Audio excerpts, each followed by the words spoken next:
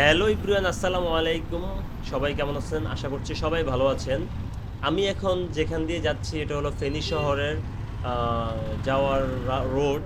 তো এখানে মোটামুটি জ্যাম লাগে। তো আমারও সেদিন বিপরীত কিছু হয়নি, আমিও খুব জ্যামে পড়ছিলাম প্রায় একটা দেড়টার দিকে।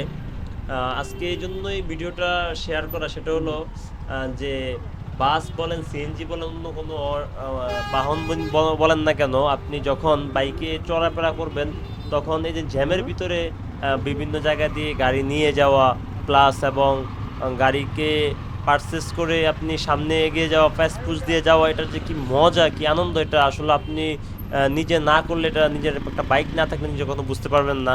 আমি যখন ঢাকাতে পড়াশোনা করছিলাম তখন এই জিনিসগুলো খুব উপলব্ধি করতাম। আমি ঢাকার বাসের জানলা দিয়ে তাকিয়ে থাকতাম, বাইকাররা কি সুন্দর করে বাসের ফাঁক ফুক দিয়ে চলে যাচ্ছে। আবার জ্যামের ভিতরে রৌদ্র খাওয়া লাগে, কিন্তু রৌদ্রটা আসলে তখন খুব ভালো লাগে যখন দেখি যে না, আমি জ্যামের ভিতরে খুব চলে যেতেছি, বাকি আমি এখানে এসে তো আটকে গেছি দুইটা বাসের মাঝখানে। তাও আলহামদুলিল্লাহ কোনো সমস্যা হয় না, তাড়াতাড়ি জ্যামটা ছুটে গেছে, কারণ এটা তো আর শহরের ঢোকার মেন পথ ছিল, এতটা জ্যামও ছিল না। মোটামুটি একটা জ্যাম 5-7 মিনিটের।